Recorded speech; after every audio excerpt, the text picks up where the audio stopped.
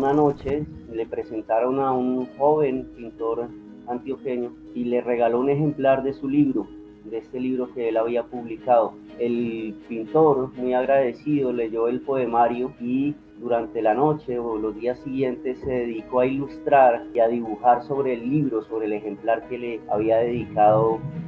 Este pintor le devolvió el poemario al poeta con las ilustraciones y lo guardó durante muchos años en un cajón de un escritorio de su casa. Luego los hijos del maestro Charry Lara encontraron ese libro y el Áncora Editores lo publicó con las ilustraciones que había hecho este joven pintor antioqueño que se llamaba Fernando Botero. Fernando Botero falleció a sus 91 años el 15 de septiembre de 2023. El artista es considerado como uno de los más importantes de Colombia y su recuerdo quedará en sus esculturas y pinturas. Nacido en una Medellín resguardada por las montañas, hizo allí sus primeros trazos. Después de terminar su bachillerato, viajó a Bogotá, donde tiempo después obtendría el segundo puesto en el 9º Salón Nacional de Artistas. Andando en el tiempo, viajaría a Europa con la bolsa del premio. En Europa, en los principales museos de Italia y España, en especial el Museo del Prado en Madrid y la Galería de los Oficios en Florencia, tuvo la ocasión de ver las obras de los grandes maestros y tuvo la oportunidad de aprender de ellos. Luego aparecería la evolución del arte moderno y se enamoraría del primer renacimiento italiano. Ya más tarde vendría la búsqueda de una expresión propia, la consolidación de un estilo.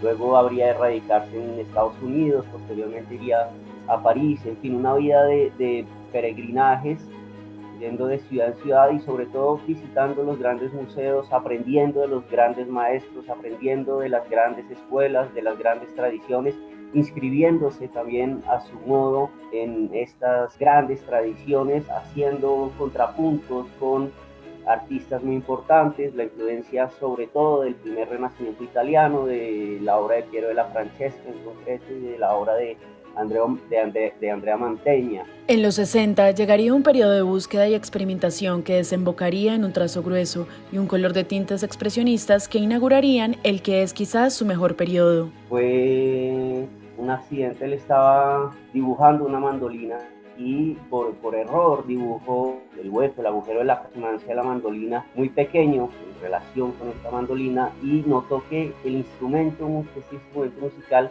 tomaba un volumen inusitado. Si no me falla la memoria, esto fue en Nueva York, estaba el maestro Botero dibujando esta mandolina y en aquel momento empezó a interesarse por el volumen. Fue un accidente muy afortunado porque habría de designar el estilo del artista por el resto de sus días. Este camino lo llevaría a la fama no solo como pintor, sino como escultor y uno de los más cotizados a nivel mundial. En el caso concreto de Botero, yo no sabría decirlo. Cuando él está en Nueva York, encontró las repulsas de las galerías, las críticas, y sin embargo, años después, es ese mismo mercado el que acoge con interés las producciones que él estaba haciendo y permite pues que entre en las mejores galerías del mundo y en los mejores museos del mundo. Del artista colombiano quedaron obras importantes como la Apoteosis de San Juan y las numerosas esculturas que hay por todo el mundo. Este homenaje a Mantegna es una obra muy representativa y supone un punto de quiebre en su trayectoria, pero desde luego no diría que es su obra más importante porque es una obra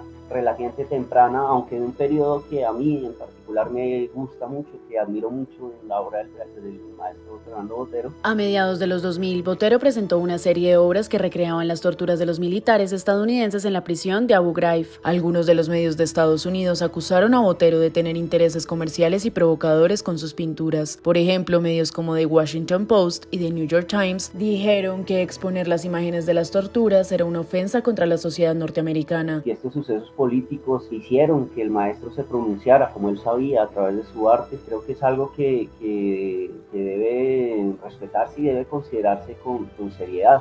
Recordemos que una de las obras de arte más importantes del siglo XX, el Guernica de Picasso, nace como respuesta al dolor y a la indignación por ataque a la población de Guernica. De manera que no creo que haya sido un desacierto ni tampoco una ofensa con el pueblo estadounidense, sino un retrato de un acontecimiento muy crudo y muy doloroso. A pesar del reconocimiento, el artista no estuvo exento de críticas y polémicas. Las principales siempre estuvieron relacionadas al volumen de su obra. vida. La primera exposición que él hace en Nueva York fue muy mal acogida por la crítica. Los críticos no entendieron muy bien la obra, la consideraban caricaturesca y como muy influenciada, ¿no? Casi por el cómic, digamos. De manera que se entendió mal lo que él estaba haciendo en ese momento y pues fue un camino difícil. Él tuvo la tenacidad para continuar en esa búsqueda y para continuar con sus convicciones artísticas, y gracias a esa tenacidad pues nos deja una obra que tiene un sello muy personal. Pero pese a las críticas, las obras de Botero son vistas no solo en Colombia, sino en todo el mundo. Y creo que una de las virtudes de esta obra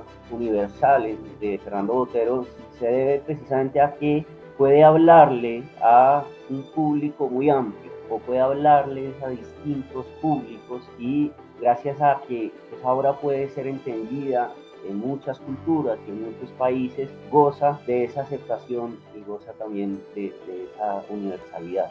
Alguna vez Botero dijo en una entrevista para Diners que lo más terrible de la idea de la muerte para un artista es saber que no podrá pintar más. Y me da lástima irme de este mundo y no poder trabajar más, porque tengo un gran placer trabajando. Y su legado quedará plasmado en la gran donación que hizo a Colombia y al mundo.